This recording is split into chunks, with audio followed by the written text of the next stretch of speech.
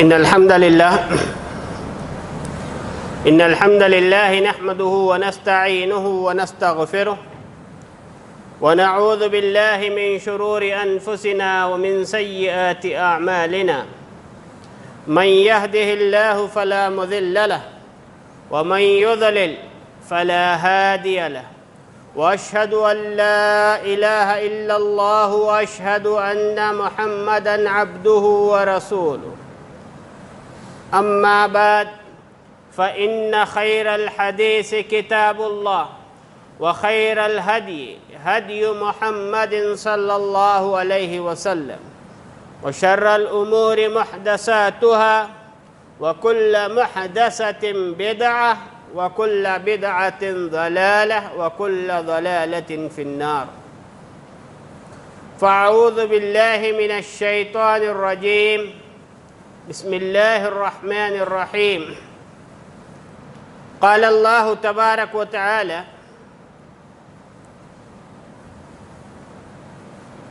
يا أيها الذين آمنوا عليكم أنفسكم لا يضركم من ضل إذا اهتديتم إلى الله مرجعكم جميعا فينبئكم بما كنتم تعملون. وقال النبي صلى الله عليه وسلم: كلوا واشربوا وتصدقوا في غير إسراف ولا مخيلة.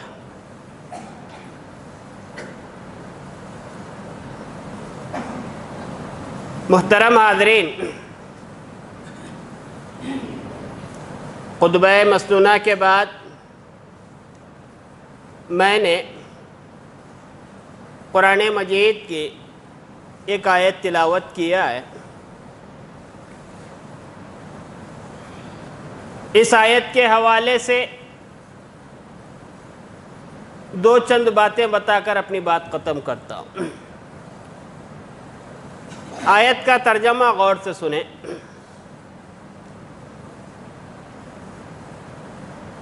اللہ رب العالمین ارشاد فرماتا ہے: یا ایہا الذین آمنوا، اے ایمان والو، علیکم انفسکم، تم اپنی فکر کرو.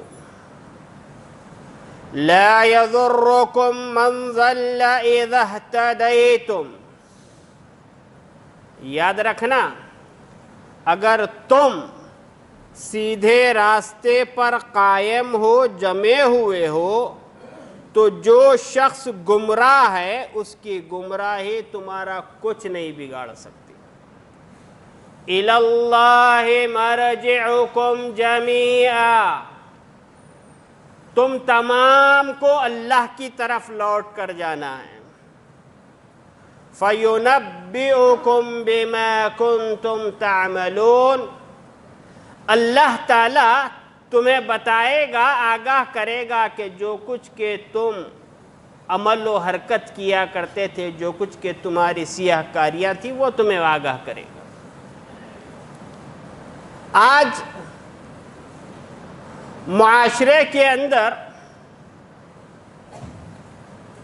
ہر آدمی ایک رونا روتا ہے. کیا ہے؟ زمانہ برا ہے، خراب دور چل رہا ہے، لوگ بگڑ گئے ہیں. یعنی ہر آدمی دوسرے کی طرف انگلی اٹھا کے کہتا ہے. اور آج معاشرے کو سدھارنے کے لیے، معاشرے کو سیدھے راستے پر لانے کے لیے انتھک کوششیں ہوتی ہیں. کئی جماعتیں اصلاح معاشرہ کے نام سے ہیں، کئی تنظیمیں اصلاح معاشرہ کے نام سے کام کر رہی ہیں. جماعتیں ہیں، جمعیتیں ہیں، انجمنیں ہیں، سوسائٹی ہے، تحریکیں ہیں، ہر ایک کے ہاتھ میں پلے کارڈ ہے کہ بھئی اصلاح معاشرہ ہمارا مقصد ہے۔ لیکن سوال یہ ہوتا ہے کہ اصلاح معاشرہ کی جو تنظیمیں، جماعتیں، تحریکیں لوگ لے کے کھڑے ہیں وہ دو چند نہیں ہیں۔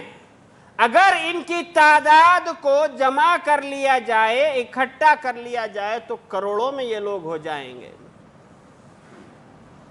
لیکن اس کے باوجود معاشرے میں اصلاح کے ثمرات نظر نہیں آتے۔ کیوں نظر نہیں آتے؟ کیا وجہ ہے؟ وجہ یہ ہے کہ ہر آدمی یہ سوچ رہا ہے کہ بھائی مولانا جو کہہ رہے ہیں وہ ان کے لیے ہے، یہ میرے لیے نہیں ہے۔ اصلاح معاشرہ کے جو پلے کارڈ تھامے ہوئے ہیں وہ یہ سوچ رہے ہیں کہ بھئی معاشرہ سدھر جائے، یہ میرے لیے نہیں ہے، میں دودھ کا دھلا ہوا ہوں، مجھے اس کی ضرورت نہیں ہے۔ لیکن قرآن مجید کہتا ہے، کیا کہتا ہے؟ یا ایھا الذین آمنوا، اے ایمان والو، علیکم انفسکم، پہلے تم اپنی فکر کرو، پہلے اپنے آپ کو دیکھو، اپنی زندگی کا جائزہ لو۔ اور ایک جگہ اللہ نے فرمایا قو انفسکم، کہ لوگوں تم اپنے آپ کو جہنم کا ایندھن بننے سے بچاؤ۔ بعد میں گھر والوں کی باری آتی ہے۔ آج ہم اپنے آپ کو بھول گئے اور دوسروں کی طرف انگلی اٹھانا ہم شروع کر دیے کہ فلاں آدمی ایسا ہے، فلاں کی حرکت ایسا ہے، فلاں ایسا ہے، فلاں ایسا ہے۔ قرآن مجید کہتا ہے کہ نہیں، دوسرے پہ انگلی اٹھانے سے پہلے اپنا جائزہ لے لو کہ ہم کتنے دودھ کے دھلے ہوئے ہیں، ہمارا معیار کیا ہے، ہم کیسے جو ہے معاشرے کے اندر رہ رہے ہیں۔ آدمی کو اپنے نفس کا محاسبہ کرنا چاہیے۔ قرآن مجید کہتا ہے یا ایھا الذین آمنوا ولتنظر نفس ما قدمت لغد واتقوا اللہ ان اللہ خبیر بما تعملون۔ اے ایمان والو، تم میں سے ہر شخص کو چاہیے کہ اپنا جائزہ لے، وَلْتَنْظُرْ نَفْسٌ مَا قَدَّمَتْ لِغَدْ، وہ دیکھے کہ کل آنے والے دن کے لیے اس نے کیا توشہ تیار کر رکھا ہے، کیا اس کی جمع پونجی ہے۔ آپ جائزہ لے لیں، ہم میں سے کتنے ایسے لوگ ہوں گے، کتنے ایسے لوگ ہوں گے جو تجارتوں سے جڑے ہوئے ہیں، تجارتوں سے جڑے ہوئے ہیں، تجارت کرتے ہیں، لیکن ہر آدمی روزانہ اپنا جائزہ لیتا ہے، دیکھتا ہے کہ اگر کوئی آدمی دواخانہ چلاتا ہے، دیکھتا ہے کہ میں نے اتنی میڈیسن منگائی تھی، آج میرے پاس اتنا جو ہے مال بکا ہے، کتنا فائدہ ہوا، کتنا لاس ہوا۔ ایک آدمی ہوٹل چلاتا ہے، جائزہ لیتا ہے کہ بھئی میں ہوٹل چلا رہا ہوں، اتنے ٹوکن میرے پاس سے گئے، اتنا فلاں گیا، اتنا فائدہ ہوا، اتنا مجھے لاس ہو رہا ہے۔ ہر آدمی نفع و نقصان کا جائزہ لے کر تجارت کرتا ہے۔ اسی طرح ہماری زندگی کا معاملہ بھی ہے، اسی طرح ہماری روحوں کا معاملہ بھی ہے کہ جیسے ہم اپنے گھر کے معاملے میں جائزہ لیتے ہیں، جیسے ہم اپنی تجارتوں کے معاملے میں جائزہ لیتے ہیں، اسی طرح ہم پر ضروری ہے کہ ہم اپنے اعمال کا بھی محاسبہ کریں، دیکھیں کہ میرا دین اطاعت الہی میں کٹ رہا ہے یا نہیں کٹ رہا ہے، کہیں میری نگاہیں اللہ کی حرام کردہ چیزوں کے اوپر تو نہیں پڑ رہی ہیں، میرے کان کہیں اللہ کی حرام کردہ چیزوں کی طرف مائل تو نہیں ہے، میرا دل کسی اللہ کی حرام کردہ چیزوں کی طرف تو نہیں لپک رہا ہے۔ آدمی ان چیزوں کا جائزہ لے۔ حضرت عمر ابن خطاب رضی اللہ عنہ کا مشہور قول ہے، کہا حاسبوا انفسکم قبل ان تحاسبوا، کہ لوگوں اپنے نفسوں کا جائزہ لو قبل اس کے کہ تم سے اللہ تمہارے اعمال کا محاسبہ کرے۔ اپنے نفسوں کا جائزہ زندگی میں لے لو۔ وہ دن آنے سے پہلے کہ اللہ تعالیٰ تمہارے نفسوں کا مواخذہ کرے، جائزہ لو کہ کہیں میرا قول اللہ کو ناراض کرنے والا تو نہیں ہے، کہیں میرا فعل اللہ کو ناراض کرنے والا تو نہیں ہے، کہیں میرا حرکت و عمل سے انسانیت کو تکلیف تو نہیں پہنچ رہی ہے۔ اس کا جائزہ آپ لیں۔ اس کے بجائے آج ہمارا پرابلم کیا ہے؟ کس مرض کے اندر ہم مبتلا ہیں؟ ہم دوسروں کو آئینہ دکھانے کے بڑے عادی ہو گئے، اپنا چہرہ خود نہیں دیکھتے بلکہ دوسروں کو آئینہ دکھاتے پھرتے ہیں کہ دیکھو تم ایسے ہو، تم ایسے ہو، تم ایسے ہو۔ صحابہ کرام رضوان اللہ علیہم اجمعین کی خوبی کیا تھی؟ صحابہ کرام رضوان اللہ علیہم اجمعین کی خوبی یہ تھی کہ صحابہ کرام پہلے اپنے نفس کا جائزہ لیتے تھے، اپنے اعمال کا جائزہ لیتے تھے، دوسروں پہ انگلی نہیں اٹھاتے تھے۔ وہ یہ کہتے تھے کہ بھئی میں کیسا ہوں۔ دیکھیں حضرت حنظلہ رضی اللہ عنہ اللہ اپنے گھر سے بے قرار ہو کر نکلے اور ان کی زبان سے ایک ہی جملہ تھا، کہا نافق حنظلہ، نافق حنظلہ، کہ حنظلہ منافق ہو گیا، حنظلہ منافق ہو گیا۔ یہ کہتے ہوئے جا رہے ہیں، راستے میں حضرت ابوبکر صدیق رضی اللہ عنہ سے ملاقات ہوئی۔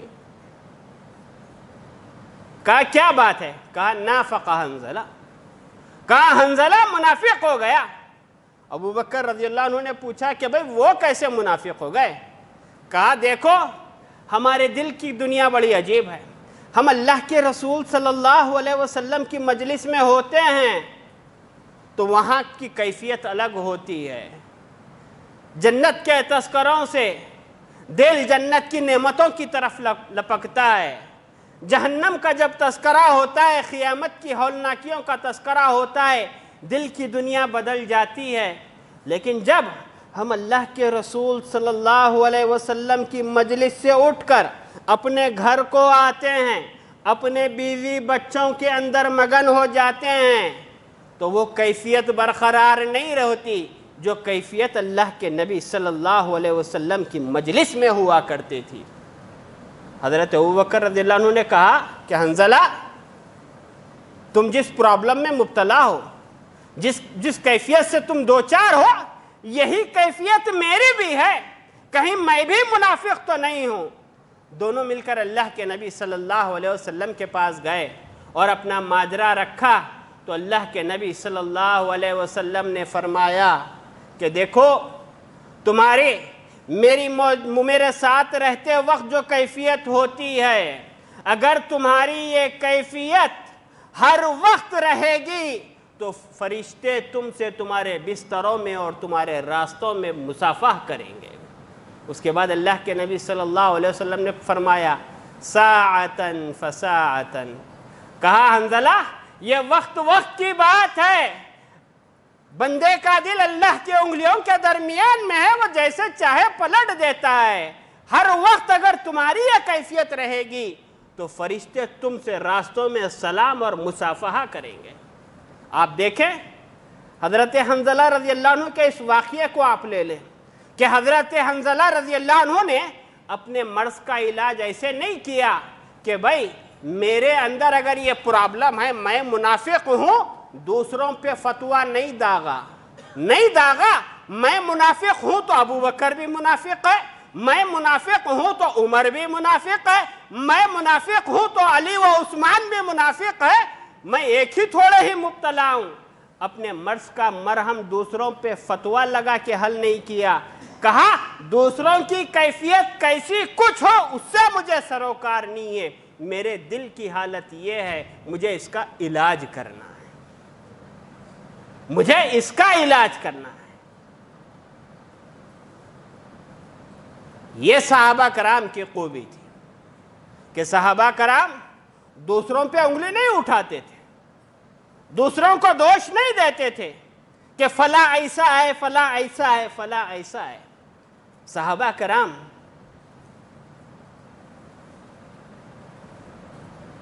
اپنے نفسوں کا کیسے جائزہ لیتے ہیں؟ حضرت حذیفہ بن یمان رضی اللہ عنہ، جو اللہ کے نبی صلی اللہ علیہ وسلم کا بڑا خاص مقام ان کے پاس تھا، اللہ کے رسول صلی اللہ علیہ وسلم نے منافقین کے نام حضرت حذیفہ کو بتا دیے تھے۔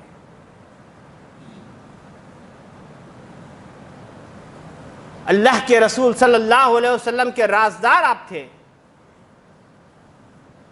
منافقین کے نام بتائے۔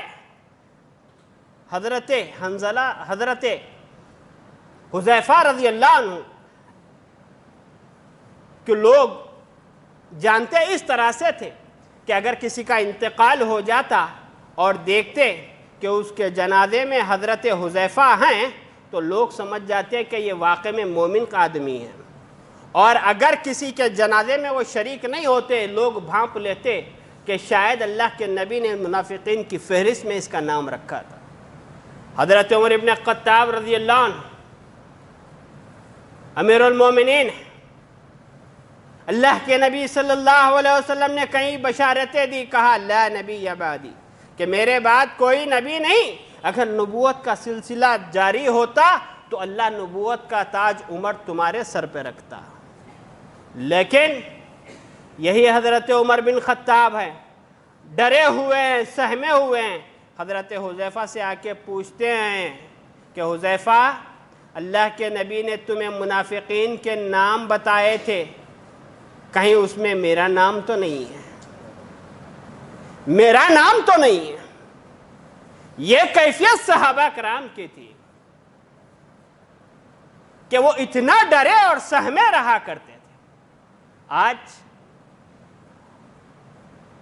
معاشرے کے اندر جو اصلاح نہیں ہو رہی ہے، اور آپ حالات کا جائزہ لیں، حالات کا جائزہ لیں تو آپ کو پتہ چلے گا کہ لوگ اگر ترقی کر رہے ہیں تو برائی میں ترقی کر رہے ہیں، نیکیوں میں ترقی نہیں کر رہے ہیں، نیکیوں میں ترقی نہیں کر رہے ہیں، برائی میں بڑھ چڑھ کے حصہ لے رہے ہیں۔ جبکہ پیارے نبی صلی اللہ علیہ وسلم نے فرمایا بادروا بالعمال فتنا كقطع اللیل المظلم، کہ لوگوں نیکی کے کاموں میں بڑھ چڑھ کر حصہ لو فتنوں کے آنے سے پہلے۔ آج برائیوں میں ہم لوگ حصہ لے رہے ہیں۔ معاشرتی برائیوں کو آپ دیکھیں، معاشرتی برائی کیا ہے؟ شادی ایک معاشرتہ، ایک مقدس سنت ہے، نکاح کی ایک مقدس سنت ہے، لیکن آج نکاح کے معاملے میں ہمارا کیا جو ہے رویہ ہے، کیسے ہم برتاؤ کر رہے ہیں کہ اللہ کے نبی صلی اللہ علیہ وسلم نے فرمایا النکاح من سنتی، کہ لوگوں نکاح کرنا میری سنت ہے۔ لیکن سوال یہ پیدا ہوتا ہے کہ نکاح جیسی سنت، مقدس سنت کو کیا ہم سنت کے مطابق ادا کر رہے ہیں؟ حالات کا جائزہ لیں، دوسروں کی بات نہ کریں، اپنے مسلم معاشرے کی بات آپ کریں۔ کیا آج ہماری شادیاں سنت کے مطابق ہیں؟ بس سنت کے نام پر مساجد میں نکاح ہوتا ہے، عصر کے بعد نکاح ہو گیا، مغرب کے بعد مسجد کے اندر نکاح ہو گیا، اور جیسے ہی مسجد کے باہر دولہا چلا جاتا ہے تو سارے کتے پنے کی حدیں پار کر دی جاتی ہے۔ کیا کچھ اس کے اندر نہیں ہو رہا؟ رسم و رواج کے نام پر، سنت کے نام پر منگنی کے نام پر، عورتوں سے کھانا طلب کرنے کے نام پر کتنا کچھ کھلواڑ ہم لوگ سنت کے ساتھ نہیں کر رہے ہیں۔ لوگ نکاحوں کے معاملے میں دولہا اگر صحرا نہ باندھے، لوگ ڈرتے ہیں کہ بھائی دولہا صحرا نہیں باندھا، پتہ نہیں آنے والی کا قدم نیک ہے کہ بد ہے کہ ساری بڈیاں جو ہے ڈر ڈال کے چھوڑ دیتی ہیں۔ لیکن اسی نکاح کے اندر اگر ڈانس ہوتا ہے، سنتوں کا کھلواڑ ہوتا ہے، کوئی آدمی سنت کی مخالفت کرتے ہوئے نہیں ڈرتا۔ غیروں کی بات نہیں کر رہا ہوں، مسلم معاشرے کی بات کر رہا ہوں۔ اسی نکاح کے اندر فوٹوگرافی ہوتی ہے، سنت کے خلاف ورزی کرتے ہوئے نہیں ڈرتا، جبکہ فرمایا اللہ کے نبی صلی اللہ علیہ وسلم نے فرمایا ان اشد العذاب المصورون، کہ قیامت کے دن بدترین عذاب، سخت عذاب کسی کو دیا جائے گا تو تصویر کشی کرنے والے کو دیا جائے۔ اور آج تک ایک معاملہ میں حل نہیں کر سکا، نہ مجھ سے حل ہو سکا۔ لوگ ویڈیوگرافی کرتے ہیں، وہ ویڈیوگرافر جو آتا ہے دلہن کی اتنے اینگل سے تصویر کشی کرتا ہے کہ دولہا دیکھتا ہے تو وہ بھی پریشان ہو جاتا ہے کہ پوز اس اینگل سے بھی لیا جا سکتا ہے۔ دولہا پریشان ہوتا ہے، دولہا خوش نصیب ہے یا وہ ویڈیوگرافر خوش نصیب ہے، مجھے آج تک پتہ نہیں چلا۔ کیسے کہ جتنے اینگلوں سے ویڈیوگرافر اس کی ہونے والی بیوی کو دیکھ لیتا ہے، یہ بیچارہ جو ہے ویڈیو میں دیکھ کر خوش ہو جاتا ہے۔ اللہ نے مال دیا ہے، اللہ نے اولاد دیا ہے، اللہ نے مال کی فراوانی دیا ہے، یاد رکھو اللہ سے ڈرو، اللہ سے ڈرو، وقت کے فرعون ہرگز نہ بنو۔ اللہ تعالیٰ نے کھانے پینے سے نہیں روکا، کہا کلو واشربو ولا تسرفو، کہا جو چاہے کھاؤ، جو چاہے پیو، ولا تسرفو، یاد رکھنا اسراف سے کام نہ لینا۔ آدمی کو مال مل جاتا ہے تو آدمی سمجھتا ہے کہ ہم مال کے ٹھیکیدار ہیں، جیسے چاہے اسراف کریں گے، جیسے چاہے خرچ کریں گے۔ نہیں، مال ہمارے پاس اللہ کی دی ہوئی امانت ہے، اللہ کی دی ہوئی امانت ہے، ہم اسی جگہوں پر اس کو خرچ کریں جہاں اللہ راضی ہوتا ہو۔ مال اگر ہمارے ہاتھ میں ہے تو اس کا اختیار ہمارے پاس نہیں ہے کہ ہم جیسے چاہے خرچ کریں۔ اللہ کے نبی صلی اللہ علیہ وسلم نے فرمایا لا تزول قدم ابن آدم حتى يسأل عن خمس، عن عمره فيما أفنى، عن شبابه فيما أبلى، عن ماله من أين اكتسب، وفيما أنفق، عن علمه ما علم ماذا عمل۔ کہا کہ قیامت کے دن ابن آدم کے قدم اللہ کے پاس سے اس وقت تک نہیں ہٹیں گے جب تک کہ وہ 5 چیزوں کے سوالوں کا جواب نہ دے دے۔ پہلا سوال کیا ہوگا؟ پہلا سوال اللہ تعالیٰ مال کے تعلق سے پوچھیں گے۔ ان عمرہ فیما افنا، پہلا سوال عمر کے تعلق سے ہوگا کہ تم نے اپنی عمر کہاں پر کاٹی۔ دوسرا سوال ان شبابہ فیما ابلا، جوانی کے متعلق ہوگا کہ تم نے اپنی جوانی کی امنگوں کو کیسے کاٹا۔ تیسرا سوال اور چوتھا سوال بڑا اہم ہے، کہا ان مالہ فیما من این اکتسبا، مال کے بارے میں سوال ہوگا کہ تم نے کیسے مال کمایا۔ چوتھا سوال ہوگا فیما انفقا، ٹھیک ہے تم نے مال حلال طریقے سے کمایا ہوگا، لیکن تم نے اپنے مال کو کہاں خرچ کیا، کیسے خرچ کیا، اس کا جواب بھی اللہ کو دینا ہے، اللہ کو دینا ہے۔ یہ کتنی بڑی بیوقوفی کی بات ہے کہ آج آدمی کو اللہ نے مال دیا ہے اور آج نکاح کے موقع پر پٹاخوں کی لڑی لگا کر آدمی جو ہے آدھے آدھے گھنٹے تک پٹاخے پھوڑ رہا ہے۔ شریعت تو دور کی بات ہے، عقل بھی اس کی اجازت نہیں دیتی کہ ایک آدمی محنت سے پیسہ کمائے، مشقت سے پیسہ کمائے، رات دن ایک کر کے پیسہ کمائے اور اپنے ہی ہاتھوں سے اس پیسے کو آگ لگا دے اپنی آنکھوں کے سامنے۔ یہ کون سی عقل مندی ہے؟ کون سی عقل مندی ہے کہ ہم اپنے پیسوں کو جو ہے اپنے ہاتھوں سے جو ہے آگ لگا رہے ہیں؟ معاشرے کو کیا درس دے رہے ہیں؟ اور یاد رکھنا، ہر مسلمان اسلام کا نمائندہ ہے، صرف ممبر پہ کھڑے رہنے والا نمائندہ نہیں ہے۔ آپ میں کا ہر شخص اسلام کا نمائندہ ہے۔ وہ دیکھے کہ میرے حرکت و عمل سے کہیں اسلام داغدار تو نہیں ہو رہا ہے، کہیں اسلام بدنام تو نہیں ہو رہا ہے۔ آج مسلمان بڑا واویلا کرتے ہیں کہ فلاں اسلام دشمن ہے، فلاں اسلام دشمن تحریکیں ہیں، اسلام کے اوپر کیچڑ اچھال رہے ہیں۔ تو ہم کیا کر رہے ہیں؟ ہمارے پٹاخوں کی وجہ سے کیا اسلام کا نام روشن ہو رہا ہے؟ روڈ کے اوپر پاکٹوں کی طرح ناچنے والے جو ہے بن جا رہے ہیں، اس سے اسلام کا نام روشن ہو رہا ہے، خاندان کا نام روشن ہو رہا ہے۔ جائزہ لیں کیسے لوگ روڈوں کے اوپر ناچتے ہیں، کتنوں کو جو ہے تکلیف دیتے ہیں۔ شادیوں کے اندر آرکے اسٹار کا معاشرہ چل رہا ہے، کیا ہے؟ مسابقت ہو رہی ہے کہ بھائی تیری شادی میں گلی کے پٹے ناچے تھے، میں جو ہے ٹوئنکل کھنہ کو لا کر نچاؤں گا۔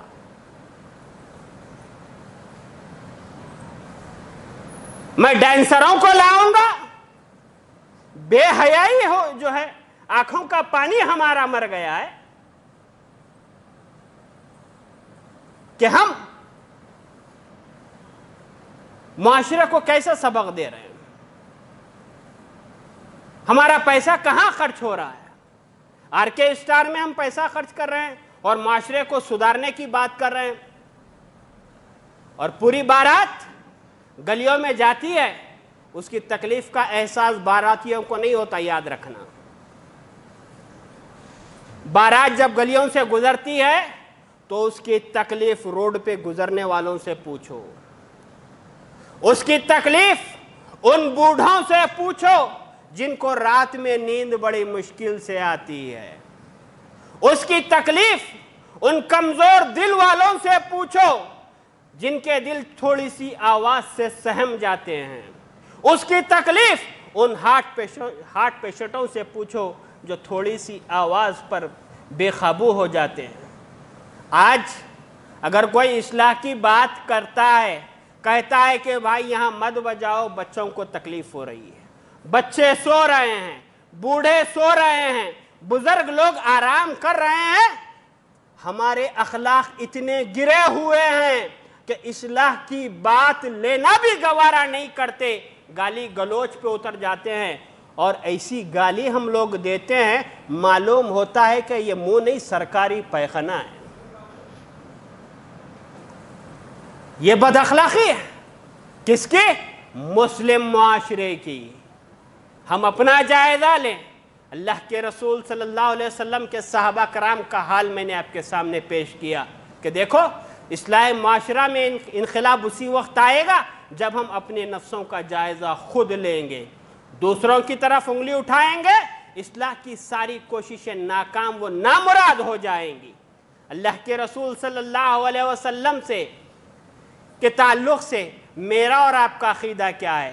میرا اور آپ کا عقیدہ یہ ہے کہ اللہ کے رسول صلی اللہ علیہ وسلم معصوم عن الخطا ہے، کہ اللہ نے آپ کے اگلے اور پچھلے سارے گناہ معاف کر دیا ہے، لیکن اس کے باوجود اللہ کے رسول صلی اللہ علیہ وسلم ہر جمعے کے موقع پر کیا تلاوت کرتے تھے؟ کہتے تھے وَنَعُوذُ بِاللَّهِ مِن شُرُورِ أَنفُسَنَا وَمِن سَيِّئَاتِ أَعْمَالِنَا وَنَعُوذُ بِاللَّهِ مِن شُرُورِ أَنفُسِنَا وَمِن سَيِّئَاتِ أَعْمَالِنَا کہ پروردگار ہم تجھ سے اپنے نفسوں کی شرارت، اپنے نفسوں کی قباست اور اپنے بدعمالیوں کی پناہ پروردگار ہم تجھ سے طلب کرتے ہیں۔ ہم کتنا جو ہے اللہ سے نفسوں کی شرارت کے لیے طلب کرتے ہیں۔ آج ہمارے بزرگ حضرات روتے ہیں، کہتے ہیں معاشرہ خراب ہے، بچے بگڑ رہے ہیں۔ مولوی صاحب بچوں کے لیے دعا کیجئے۔ مولوی صاحب کیا جادو کی چھڑی ہے؟ بچوں کی اصلاح کب ہوگی؟ بچوں کی اصلاح تب ہوگی جب بڑے صحیح ہوں گے، بڑے صحیح ہوں گے، پہلے ہم عمل کریں گے۔ میری خواہش ہے کہ میرے بچے نمازی بن جائیں۔ سوال یہ پیدا ہوتا ہے کہ اتنے لوگ یہاں پر ہیں، کتنوں کے بچے یا نماز کو آتے ہیں یہاں آباد کرنے کے لیے؟ اس علاقے کی مسجد توحید میں اتنے لوگ یہاں ہیں، کتنے گھروں کے بچے اس مسجد سے جڑے ہوئے ہیں؟ آج جمعے کا دن ہے، جائزہ آپ لے لیں کہ اللہ کے نبی صلی اللہ علیہ وسلم نے فرمایا کہ لوگوں اونٹ کا ثواب حاصل کرنے کی کوشش کرو۔ ہم نیکیوں سے اتنے مستغنی ہیں کہ ہم کو انڈے کے ثواب کی بھی ضرورت نہیں ہے۔ 2 رکعت نماز ٹھونگے مارے چلے گئے۔ اصلاح معاشرہ، کہاں سے اصلاح معاشرہ آئے گا؟ بچے نمازی؟ ارے آپ گھر کے سرپرست ہوتے ہوئے آپ مسجد سے رشتہ جوڑے ہوئے نہیں ہیں تو بچے کیسے آئیں گے؟ اصلاح معاشرہ کی مہم آپ اپنے طرف سے شروع کیجئے۔ پہلے آپ مسجد سے رشتہ مضبوط کیجئے، بچے جو ہے خود چل کر آئیں گے۔ ماشاءاللہ اس مسجد کے اندر کچھ لوگ ہیں جن کو میں دیکھتا ہوں کہ الحمدللہ وقت سے پہلے وہ آتے ہیں، ان کے بچے ان کے ساتھ خود بخود آ جاتے ہیں۔ ہر والدین کو چاہیے کہ وہ کوشش کریں، اور اصلاح معاشرہ کی جو مہم ہے وہ کامیاب کیوں ہوئی؟ آج لوگ کروڑوں کی تعداد میں ہیں مگر ثمرات نہیں دکھ رہے ہیں، لیکن اللہ کے نبی صلی اللہ علیہ وسلم صرف تنہا تھے مگر ایک صالح معاشرہ کو آپ نے تشکیل دیا۔ کیسے آپ نے تشکیل دیا؟ تشکیل آپ نے ایسے دیا کہ پہلے آپ نے خود عمل کیا، بعد میں دوسروں کو حکم دیا۔ آج ہماری صورتحال کیا ہے؟ یہودیوں کے نقش قدم پر ہم چل رہے ہیں۔ یہودیوں کی مذمت کرتے ہوئے سورہ بقرہ میں اللہ نے فرمایا أَتَأْمُرُونَ النَّاسَ بِالْبِرِّ وَتَنْسَوْنَ أَنفُسَكُمْ وَأَنْتُمْ تَتْلُونَ الْكِتَابَ أَفَلَا تَعْقِلُونَ کہ اے یہودیوں کہ تم لوگوں کو بھلائی کا حکم دیتے ہو اور اپنے آپ کو تم بھول جاتے ہو۔ تم تورات پڑھتے ہو، تم تورات جانتے ہو، لوگ تم سے مسئلے مسائل پوچھتے ہیں، اپنے مسئلے کا حل لینے کے لیے تمہارے پاس آتے ہیں، تم تورات کے عالم ہوتے ہوئے لوگوں کو بھلائی کا تو تم حکم دیتے ہو اور اپنے آپ کو بھول جاتے ہو۔ آج اس روش پہ ہم نہیں چل رہے ہیں، ہم چاہتے ہیں کہ میرے پاس کام کرنے والا جھوٹ نہ بولے، لیکن ہم جس سے مال لیتے ہیں ہم اس کو برابر جھوٹ بولتے ہیں۔ ہم چاہتے ہیں کہ میری اولاد جھوٹ نہ بولے، لیکن اگر کوئی آدمی ہمارے گھر پہ آتا ہے پوچھنے کے لیے، بچے کو حکم دیتے ہیں کہ بیٹے جا کے کہہ دو باوا گھر پہ نہیں ہے۔ وہ بچہ اتنا من کا سچا ہوتا ہے، کہتا ہے ابو کہہ رہے ہیں کہ گھر پہ نہیں ہے۔ کہاں معاشرے کا سدھار ہوگا؟ اللہ کے نبی نے جو انقلاب لایا، پہلے آپ نے خود عمل کیا۔ اللہ کے نبی نے ہم کو 5 نمازیں پڑھنے کا حکم دیا تو اللہ کے نبی نے 8 نمازیں پڑھی۔ 5 نمازیں یہ تہجد کی نماز، اشراق کی نماز، چاشت کی نماز آپ نے پڑھی، لوگوں کو 5 وقت کا نمازی تب بنایا۔ روزہ رکھنے کی باری آئی تو کہا سال میں 1 دفعہ روزہ رکھو، لیکن اللہ کے نبی صلی اللہ علیہ وسلم رمضان کے علاوہ پیر اور جمعرات کا روزہ رکھتے تھے، ایام 20 کے روزے آپ رکھا کرتے تھے۔ تب جا کے معاشرے کے اندر انقلاب آیا۔ دولت کی باری آئی، دولت کی رول پہل ہوئی، اللہ کے نبی نے پہلے لوگوں کو دیا۔ دولت کی ریل پیل ہوئی، حضرت فاطمہ رضی اللہ عنہ اللہ کے نبی کے پاس آئی، اپنے ہاتھوں کے چھالے دکھا کر کہا، اے ابا جان، آج جنگ کے موقع پر بہت سارے اونٹ آئے ہیں، بہت سارے گھوڑے آئے ہیں، بہت سارے خادم آئے ہیں، ابا جان چکی سے ہاتھ پیستے پیستے ہاتھوں میں چھالے پڑ گئے، مشکیزے سے پانی اٹھاتے اٹھاتے چھاتے پر اس کے نشانات پڑ گئے، ابا جان میرے لیے خادم مہیا کر دیں۔ اللہ کے نبی صلی اللہ علیہ وسلم نے فرمایا، بیٹی فاطمہ، ابھی میں اصحاب صفہ کا انتظام نہیں کر سکا تو میں تیرا کیا انتظام کروں؟ میں تجھے تسبیح فاطمہ سکھا دیتا ہوں۔ آپ نے جو ہے وہ تسبیح سکھا دی، سبحان اللہ، الحمدللہ، اللہ اکبر کی۔ پہلے خود اللہ کے نبی صلی اللہ علیہ وسلم نے عمل کیا۔ ضرورت اس بات کی ہے اصلاح کی مہم ہم اپنے آپ سے شروع کریں، غیروں کے اوپر تانا نہ دیں، غیروں کے رسم و رواج پہ عمل نہ کریں، بلکہ ہم اسلام کے نمائندے ہیں، اسلام کی نمائندگی ہمارا فرض ہے۔ ہم کوئی ایسی حرکت و عمل نہ کریں جس کی وجہ سے دوسروں کو انگلی اٹھانے کا موقع ملے۔ اللہ رب العالمین سے دعا ہے کہ اللہ رب العالمین مجھ کہنے والوں کو، سننے والوں کو عمل کی توفیق عطا فرمائے۔ اللہ جب تک رکھے، اسلام پر رکھے، ایمان پر رکھے، اپنے دوستوں کے قریب رکھے، دشمنوں سے دور رکھے، ظالموں کے ظلم سے، حاسدوں کے حسد سے، مکاروں کی مکاری، شر پسندوں کے شر سے اللہ ہماری حفاظت فرمائے۔ اللہ جو پریشان حال ہے ان کی پریشانیوں کو دور فرما، جو مصیبت زدہ ہے ان کی مصیبتوں کو دور فرما، جو بیمار ہے شفائے کاملہ عطا فرما، صحت عاجلہ عطا فرما۔ ربنا تقبل منا انک انت السمیع العلیم وتب علینا انک انت التواب الرحیم۔